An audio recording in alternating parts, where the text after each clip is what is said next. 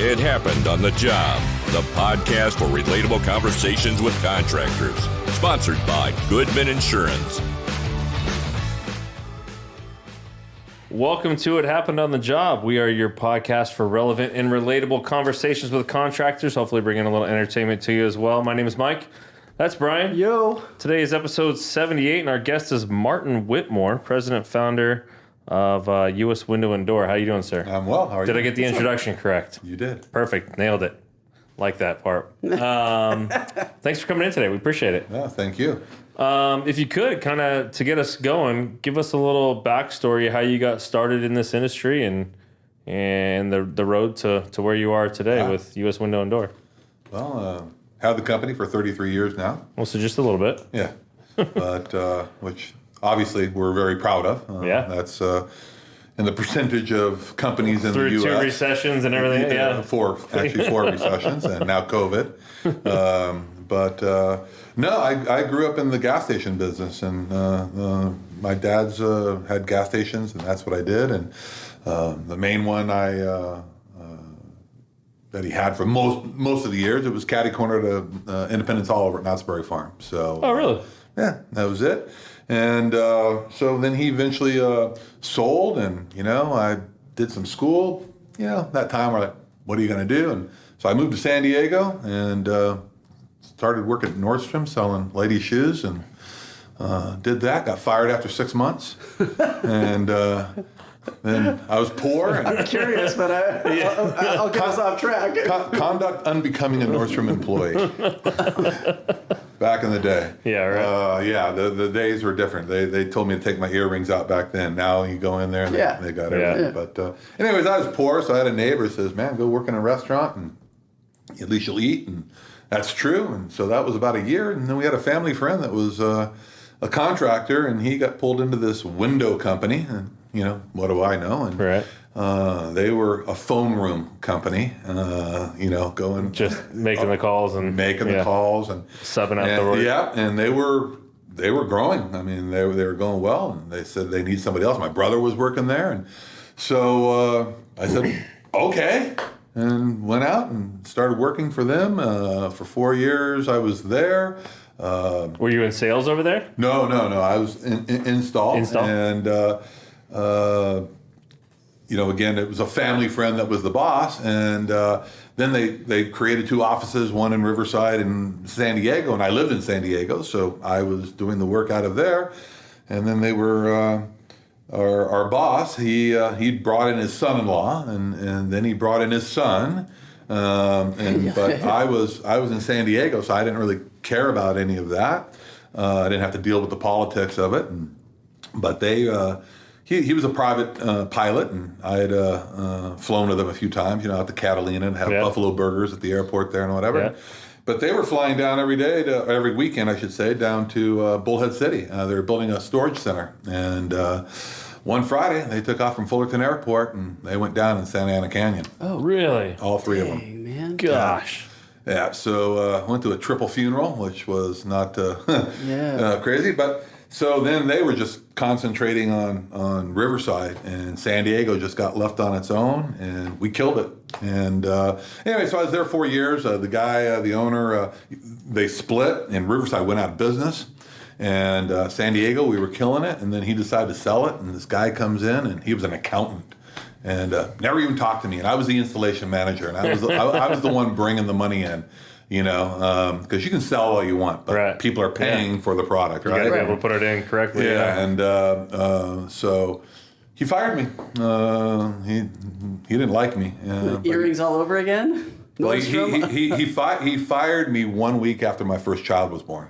Oh, gosh. So all right. Stress and level and whatever. Anyways, didn't know what I was going to do for quite some time, and finally I just started dining room table, cold calling, and back then you had a permit list, right? That you could subscribe to and get the permits, and I was just cold calling people and talking to the window people, and I didn't have a brick and mortar, so they wouldn't sell to me directly. Right. But they told me who to buy from at a discount, and it was cool. So I was buying and reselling, and in September of '87, I'd signed a lease, moved into the shop, and I think my rent was $715 a month, or something like that. And had 2 months free rent, part of the lease, a 3-year lease. And so my first payment was going to be December. And, obviously the stress, oh my gosh. And don't even remember it. It just took off. And, here it is 33 years later. And in that location, I leased for 24 years, and then 11 years ago, I bought the building that we're in. So that was the best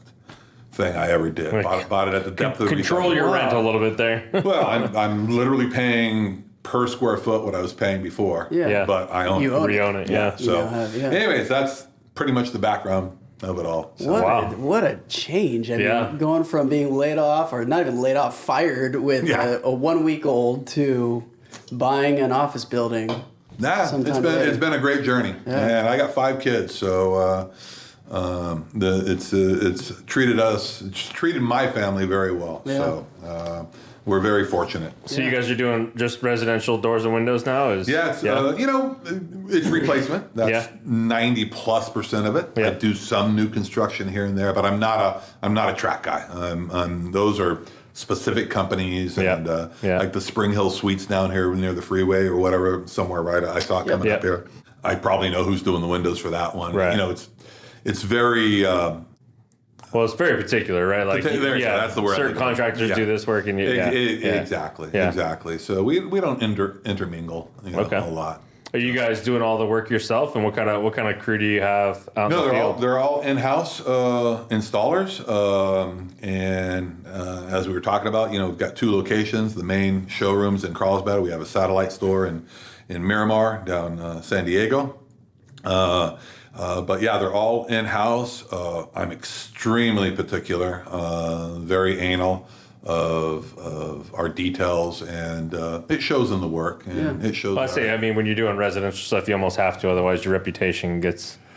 Yeah, a lot of my competition, again, I troll, I see where they're at, they've got like 3.5 stars or whatever, and I'm at 4.5. No, nobody's perfect. If they are, they're lying to you, Right. But there's still big competition because there's just so much work. I mean, we're slammed. And this last recession finally cleared out about 5 or 6 companies that needed to go, and they're the ones that deserve to go. Right. And so the market cleaned up.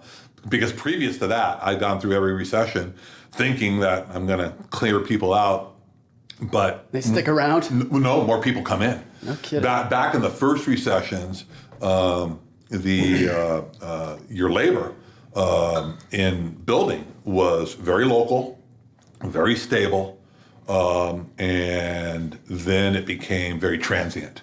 And so you'll have drywallers come in, then they'll go, it became very commoditized. Right. And that's what my industry is now. We're very commodity. I used to be a niche business, and now it's complete commodity. And so those guys are losing their jobs, and they go, hey, these window guys are doing great. So I actually gained competition. But anyway, so we're finally down to where I think it's a healthy balance out there, and we're doing well, and so it's all good. What kind of talk about the growth process from the late '80s to where you are now, and what it took, and maybe some key moments along that path that helped you grow? Well, the internet, big. Yeah. Okay. I mean, that's funny that you've been around for that long. That the internet is one of those key things. It used to be Yellow Pages and the Union Tribune. Yeah. That was it. Yeah. You had a weekly, maybe a bi-weekly ad in the Union Tribune. You paid your Yellow Page money. That was it. And you didn't have to worry about anything else. And then things started slowly changing. It took us 2-3 years to completely get out of the phone book. We just dumped another print. We've been with them for 10 years.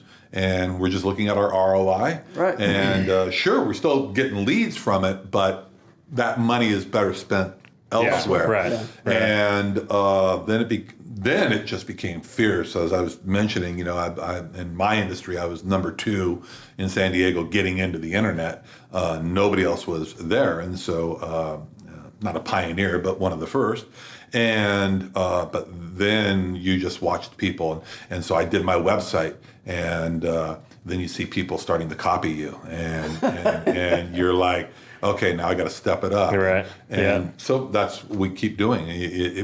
There's the evolution never stops. Right. Now. Yeah. It's almost faster and faster and faster. It is. Yeah. It's really insane. Yeah. But you have to keep your wits about you because otherwise you could just blow everything. Right. Oh, this looks great. Let me do that. And you guys probably know about all these internet managing companies. Oh, we'll manage this and that, and oh my gosh, just terrible companies and took advantage of you. Oh yeah. You really need to have it in house. With outside, but you have somebody that you control sits on a desk across. Exactly. I mean, some of these companies were selling a platform that if you decide to fire them, you didn't own the platform. Right. So you had to start with Google all over again. And it's tough because it's a building. It's not on off. Right. It's 6 months to 12 months in Google on certain aspects. But so that was probably one of the things. And then when I got the building, it was about 11 years ago, I just decided that I was going to change how I did things. And so one of the things was that virtually every job, I'd go out and inspect. And I'd take out their warranty package. And so a couple things. Number one, it was great marketing, great customer service. Yeah. People loved it. You can read my reviews. People talk about that, whatever. But the other thing was I actually got to check the work. And so that just slowly improved. And then all my guys knew that I'd be checking the work. My customers would be telling me that the guys told them that, he's going to be out checking the work. And so they step it up. And, And then so it goes, well, again, nobody's perfect. But customers will ask me, well, what are you looking for? It's like, well, I'm not really per se looking for anything, but if something catches my eye, then I know it's wrong. Right. If nothing catches my eye, it's all good, So, but it's worked out. That's probably as big. The white glove treatment. Well, branding. Getting the branding and who we are and what we do and excellent. You can't please everybody. You know? I mean, customers are. Well, especially in the residential business, man. It's a trip. It's a trip. I mean, us contractors, we all wish that we had a Yelp for customers. Well, it's kind of like the schools have those things for teachers, right? Like at universities, or Glassdoor for your executives. But no, there's nothing for customers. Wow. Yeah. And Uber does it, right? I mean, Uber. Yeah, you can rate your drivers. No, they rate you as a customer. You're right. And if you get below a certain level, the drivers can just say, "No, I don't want I'm good." Yeah. But that'll be someday, new business venture. Someday, I was gonna say, it would be really good because you can't with the SLAP laws. If you guys are familiar with that, the SLAP laws are that if you go after somebody for defamation, it could just be the cleanest defamation. It's a lie. It's there. But the SLAP law is the first thing that the opposing attorney will do is file a SLAP motion, meaning that it's freedom of speech. And there's no downfall for them. If they win that motion, you owe them all their attorney's fees by statute. Yep. And if they lose it, you just move on. So there's no point. There's no point to that. And then proving damages. So you could have just default damages, but is it worth it? Right. So generally now, I don't stress about reviews anymore. You get enough of the good ones, and it outweighs the bad ones. And my customers have told me that. Right. And and I feel like, I mean, I do the same thing, right? Like you're looking at a review of a restaurant, and if it's got, the first thing I do is look at the 1-star ones, right? Just to read them. And you can tell when somebody's just being egregious and stupid, and because there's no way everything goes wrong, right? Like it's just not possible.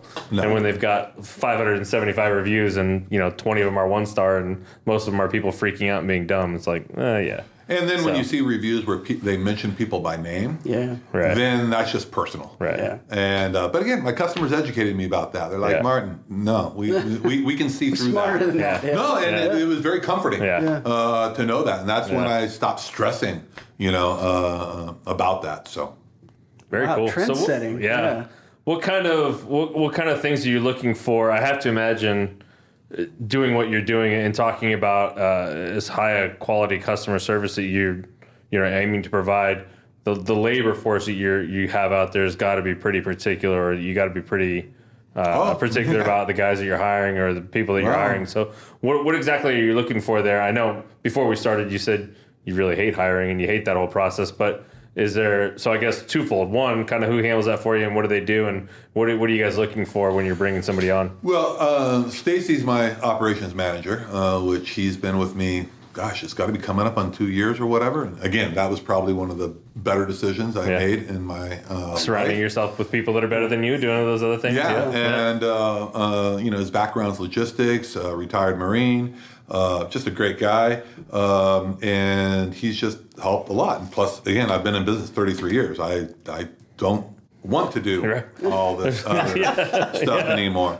But a lot of it's gut and feeling, and you get the people. But now installers and helpers, I don't even bother hiring them. Stacy will take care of that. But generally speaking, what's their handwriting look like? I mean, are there, can they write? You look for the basics, okay? But then you also look for referrals or recommendations, or a lot of our guys are referred by people within. It's like we got 2 guys that live together. But one of the big things I'll always say is, hey, y'all can tell me whatever you want to tell me, but the proof is in the pudding. So we'll put you out there, and we've had some people that we've gotten rid of after a week. Got them out, and another big thing is, can you play well in the sandbox? Yeah, that's a huge thing. It is huge, and we went through that in a very painful way with some of your people that they're just not good people. Well, I guess the probably one of the biggest things you have to commit to there is getting away from them or getting them out as quickly as possible. I feel like a lot of people try and hold on because there's time, money, and everything else involved in onboarding somebody, right? So you kind of think, well, let me see but I mean, just rip off the Band-Aid. And that is hard to learn. That is hard to learn to do to do it. And I've told them, like, no, just get rid of them. We'll figure the rest out. But what we've got now, everybody gets along. I go out every now and then. I just visit the job sites and just chat with the guys and what do you think? But it's also about establishing the protocols. And Stacy and I were just talking yesterday about ideas that come up. And it's like, really? Been doing this 30 years, and I just came up with that idea. But one of them was that now it used to be when we would do a house, they would probably work on a room at a time, okay, and then they'd finish it both inside and out, and they'd move on, if you will.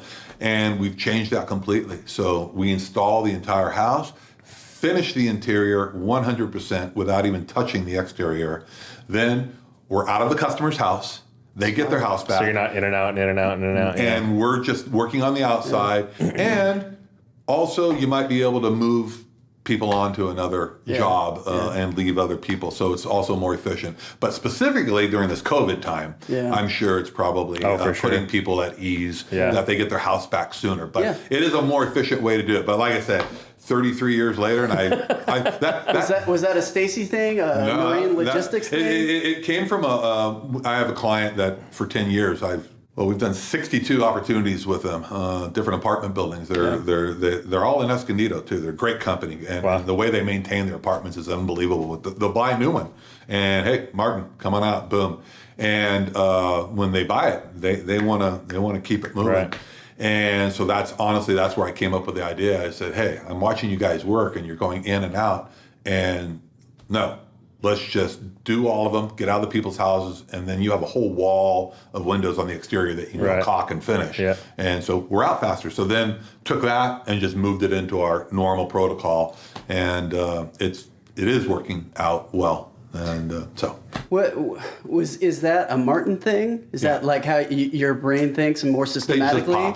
It just pops. It just makes sense. Efficient. Because I noticed that, I mean, from even, the very beginning when your son was a week old, you talked about, and I feel like most people would just try to do whatever they could to get a job, right? I'll just go, wait tables or do whatever. Do that. Yeah, but you were creative though. You went out and figured out new ways. So I'm wondering where that tie-in is, how that can, because a lot of people who listen to these podcasts are trying to figure out ways to actually better themselves and get their businesses in a better position. So my opinion is there's two ways to do it. First off, grew up in a family business. Yeah. So you grew up creative. That entrepreneurship, kind of in your blood. And I'm the baby. My two older brothers, they don't have it in them.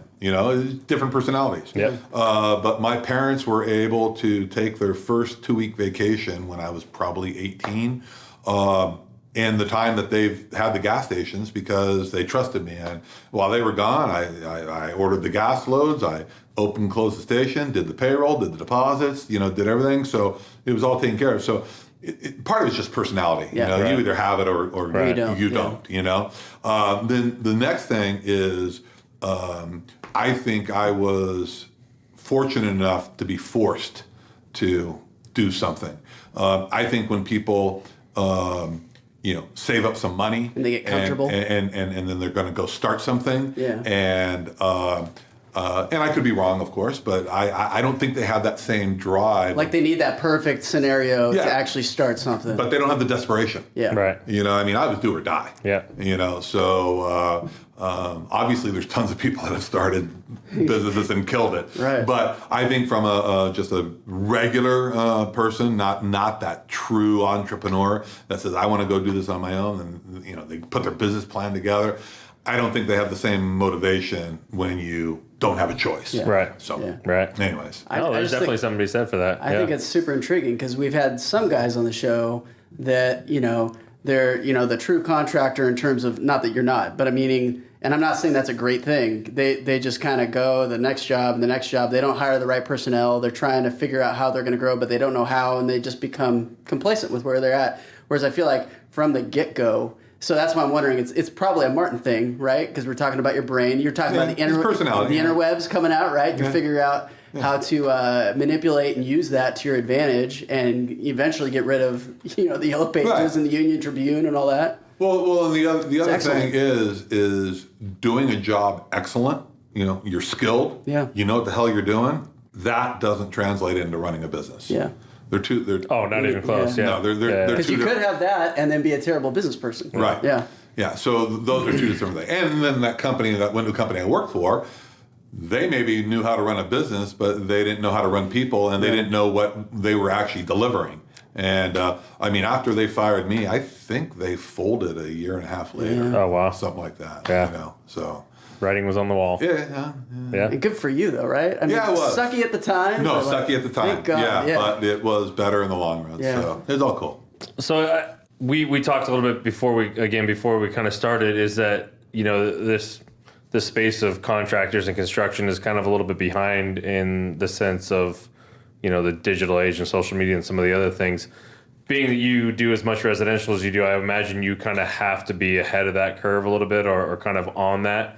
What are some things you guys are doing from a marketing standpoint, online and with those other avenues? Well, many things. Between PPC and your SEO, your SEM, they're all different things, but it's more about having the reporting and being able to take the analytics and look at them. Exactly. Yeah. And knowing what's working and what's not. Exactly. Yeah. And then moving when you need to move. As I mentioned, we got rid of a print after 10 years. But we're taking that money and we're putting it elsewhere. We try new things. My SEO guy is working on LinkedIn and seeing if we can get anything commercial, on that side. And sometimes it's just an experiment. Yeah. And you see if it's going to work. But in-house, we use Salesforce. So if you don't have a CRM, virtually everybody now has a CRM. Right. But we were a pioneer in that. Even at Milgard events, they were asking me to talk to other people to explain what we're doing and so forth. But, Milgard, my main vendor, they are our marketing guru. I mean, they just kill it. So I've said from day one, just copy Milgard. You know. Now Why they're recreate the wheel? Yeah, that's exactly correct. But they you know they're regional, okay, where we're local, but still copy what works. Right. You know, and so like we have a drip email system and et cetera, and you know we used to be on call tracking metrics and this other stuff, and now we've moved. Again, the tools that you have also evolved dramatically. Yeah. Everything used to be piecemealed, and now they're getting it put together, package it all together, and all your reporting comes in and things like that. So it just is an evolution. Period. Yeah, no, it's funny because we've talked to contractors all across the spectrum. Some of them who don't even have any sort of social media or maybe a website, but it's very minimum, right? Or then there's the next group that has all those things, the website and the social media and all those other things, and they have a presence, but not really doing anything with it, right? Not being deliberate about what they're doing with it. And then obviously there's what you guys are doing, and I think, like you said, it's not only having that presence, but analyzing that data often enough to be able to pivot and move and get into new things. And taking care of the customers that call in, and that can be a challenge too. Yeah. It's very busy out there. It's crazy. So how is it going right now with COVID? I feel like we've been asking this on every episode. So did it do the dip and then go crazy? I mean, are people recognizing stuff that needs to be fixed? Well, I think we all know that. All these people are sitting at home going, God, my house looks like crap, Sitting on a Zoom call looking around, But no, in the first couple months, we were already breaking records from my best years. Right. So, again, that was our branding. It was doing well. But then the lockdown came, and so it just bottomed out. And it bottomed out for probably a couple weeks, and then it ticked and it ticked and it ticked. And probably about 4 weeks later, we were just breaking all-time records, and week after week. The next week broke the previous week record, and then it plateaued off. But it's been crazy. It's been crazy good. And we're in San Diego. San Diego is an island. It is unique from really anywhere else. So, the last recession, San Diego did not go as far down as the rest of the country and areas, and we came back sooner. And we just have a very balanced economic situation down there between military and bio and tech. And 3 of the 5 largest golf companies are based in Carlsbad, within half a mile of my shop. Viasat is down there. So we have a very balanced, diverse economy.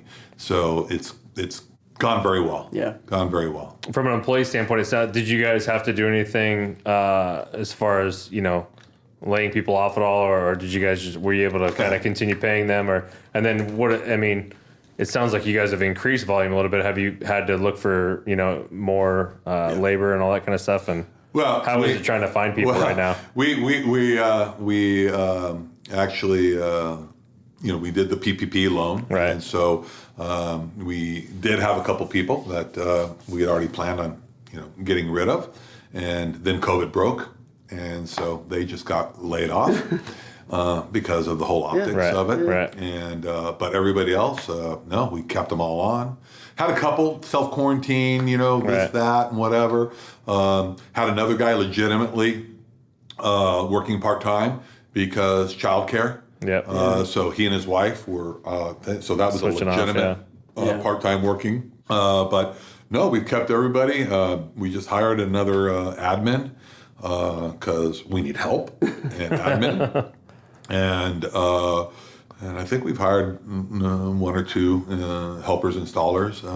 So we're doing well. Wow, that's awesome. Is there? I know you kind of talk about San Diego kind of being an island a little bit. Is there as much of a what is the labor shortage like down there? I mean, are you guys feeling it? I guess probably a better question for Stacy, but I'm sure you guys talk about it. No. It is tough, and so it's been a couple of things. Number one, before COVID, the economy was going gangbusters. Right.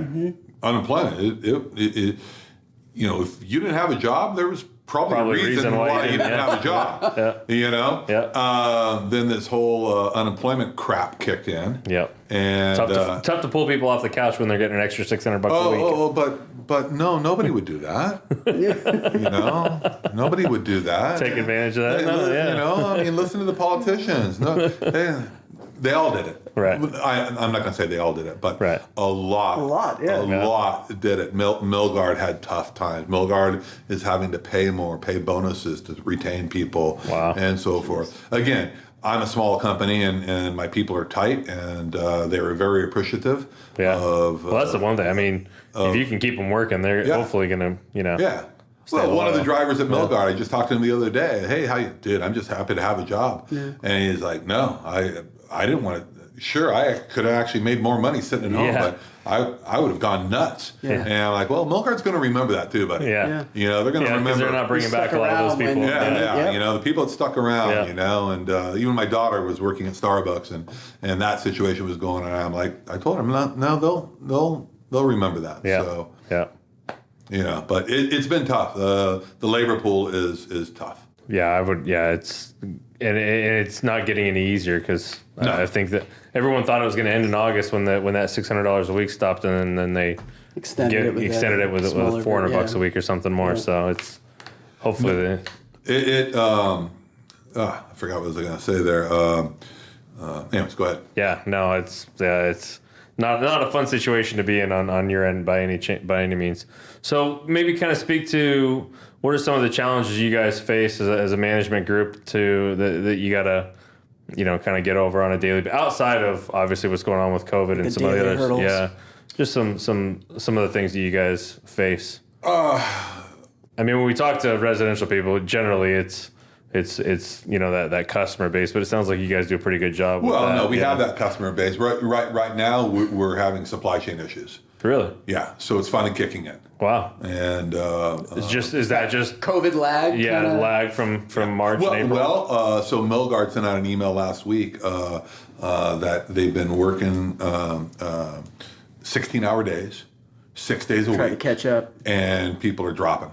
Jeez. And so they're backing down on the production to retain these people, but then also one of their plants in central Northern California that supplies glass for other plants closed down, evacuations. People can't get to work because of the fires. Yeah. So, and then within 15 minutes of getting that email, our entry door vendor sent us an email also about their supply chain issues. And so it is a delay going on with that. But to your other point, the challenge, so, it's the 80-20 rule, 20% of your customers will take up 80% of your time. 80% of your time. But no, there's some people that are just, they're just frustrating people, or they're not happy, or I was just talking to one of my sales guys on the way up, and he was talking about this lady just following him while he was doing his measures and everything. I'm like, well, you got the people that have the self-fulfilling prophecy that, they'll tell you that, I've had a problem with a contractor before. So they just hover and create problems with the contractor. And they make the guys nervous. Yeah. And then they make a mistake and like, told you. See, I told you. Yeah. But, there's a lady up in Valley Center, and she was a kick.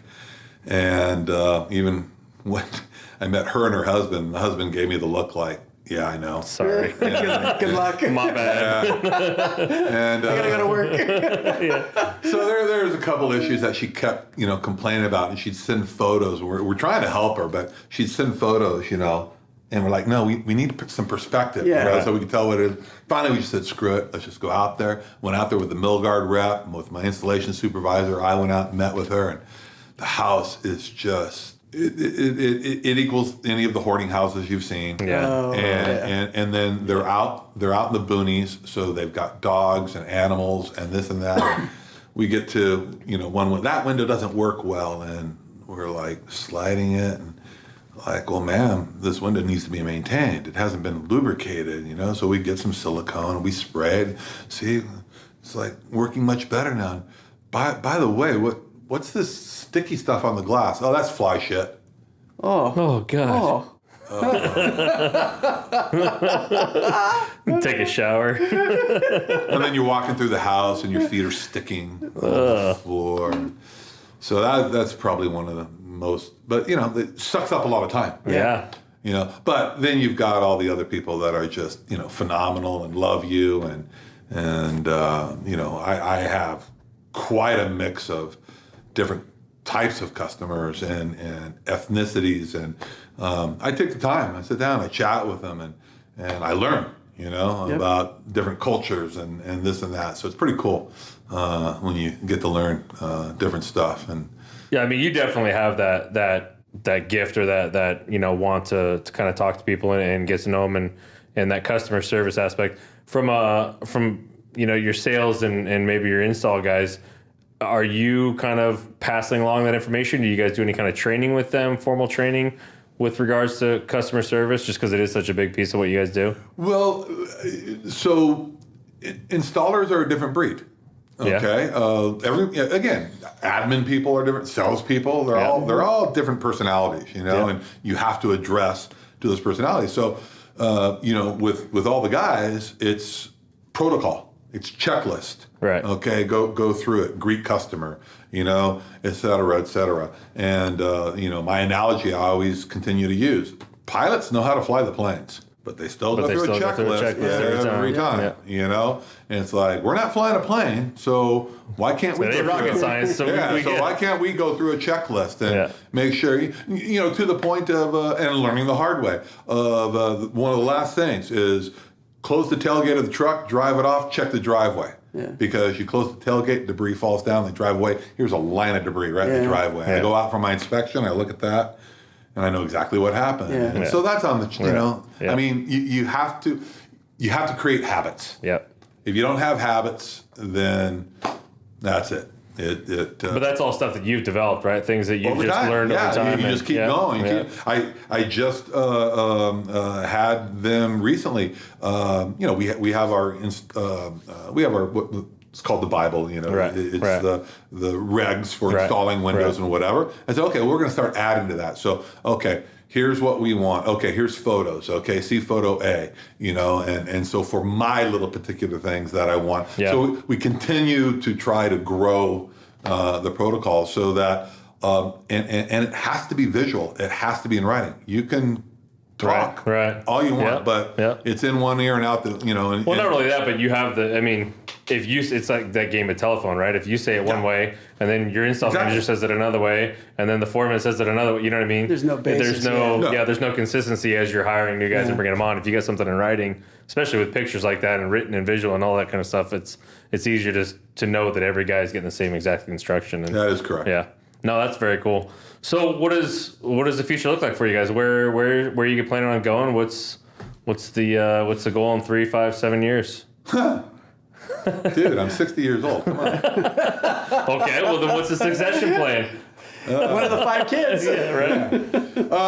Well, it's really just trying to get our efficiencies down, and so not necessarily concerned with top line more than you are just about being efficient and bringing. Yeah, when I brought Stacy in, I had certain goals. That we're going to attack, and we've. On the office, we do well, but we just need to hire an admin because we have that much work. But efficiencies out in the field and making sure the jobs are going the way they should.